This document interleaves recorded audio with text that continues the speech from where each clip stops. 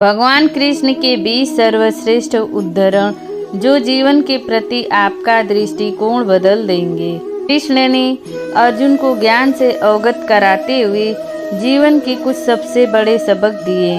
यदि हम उनमें से कुछ पाठों का भी पालन करें तो हमारे अस्तित्व का कारण पूरा हो जाएगा। जीवन में अपनी सभी नकारात्मकता को सकारात्मकता दृष्टिकोण में बदलने का संकल्प लें। आज के वीडियो में मैं श्री कृष्ण के 20 सकारात्मक उदाहरण को बोलने वाली हूँ जो जीवन में आपका दृष्टिकोण बदल सकते हैं। पहला, अपना धर्म निभाना भले ही अपूर्ण हो, दूसरे का धर्म करने से बेहतर है भले ही पूरी तरह से अपने जन्मजात कर्तव्यों का पालन करने से व्यक्ति को पाप नहीं लगता है। दूसरा, नरक में 3 प्रवेश द्वार हैं, लोभ, क्रोध और वासना। तीसरा, अपना अनिवार्य कर्तव्य निभाओ क्योंकि कर्म वास्तव में निष्क्रियता से बेहतर है। चौथा, जो हुआ अच्छा हुआ, जो हो रहा है अच्छा हो रहा है, जो होगा वो भी अच्छा होगा। आपको अतीत से कोई पछतावा करने की आवश्यकता नहीं है। भविष्य की चिंता मत करो, वर्तमान में जियो।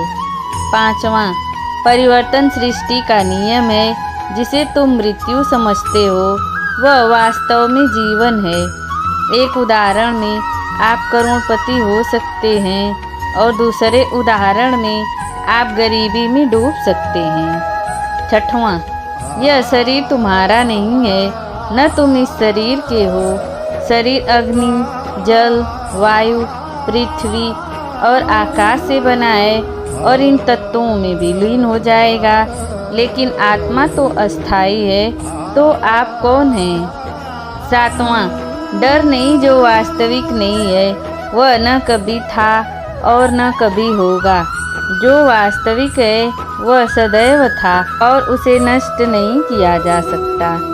आठवां, इंसान अपने विश्वास से बनता है। जो जैसा विश्वास करता है वैसा ही बन जाता है।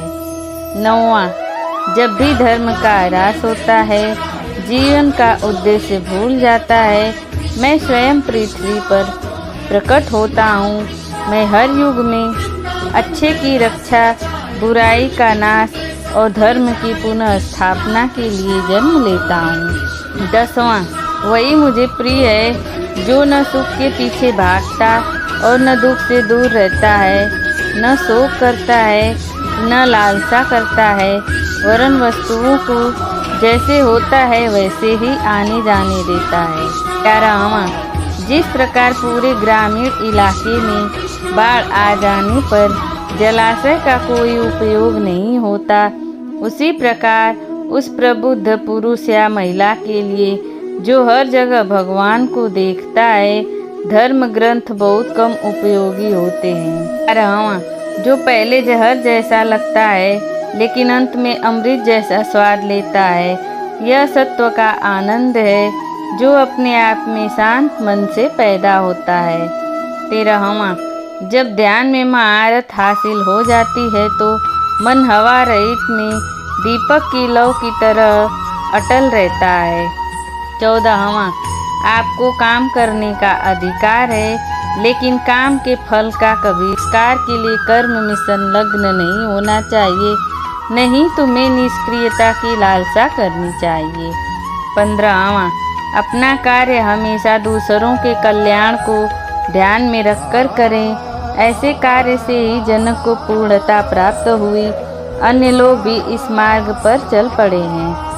16वां, इंद्रियां शरीर से ऊंची है, मन इंद्रियों से ऊंचा है। मन के ऊपर बुद्धि है और बुद्धि के ऊपर आत्मा है। इस प्रकार जो सर्वोच्च है उसे जानकर आत्मा को अहंकार पर शासन करने दो। स्वार्थी इच्छा रूपी भयंकर शत्रु को मारने के लिए अपनी शक्तिशाली भुजाओं का उपयोग करें। 17वां, कर्म मुझसे चिपकते नहीं क्योंकि मैं उनके परिणामों से बंधा नहीं हूँ। जो लोग इसे समझते हैं और इसका अभ्यास करते हैं वे स्वतंत्रता में रहते हैं। 18वां, जो लोग सभी स्वार्थी आसक्तियों को ब्रह्मा के प्रति समर्पित कर देते हैं, वे पानी में साफ और सूखे तैरते हुए कमल के पत्ते की तरह पाप में छू नहीं सकता। 19वां, क्रोध और स्वार्थी इच्छा से मुक्त मन से एकीकृत जो लोग योग के मार्ग का अनुसरण करते हैं और स्वयं का एहसास करते हैं, वे उस सर्वोच्च स्थिति में हमेशा के लिए समर्पित हो जाते हैं। 20वां, वे लोग नहीं हैं जिनमें ऊर्जा की कमी है या वे कार्य करने से बचते हैं, बल्कि वे लोग हैं जो पुरस्कार की आशा किए बिना कार्य करते हैं, जो ध्यान के लक्ष्य को प्राप्त करते हैं।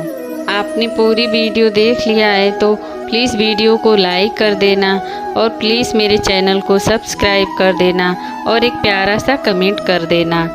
मिलते हैं अगले वीडियो में, तब तक के लिए राधे राधे।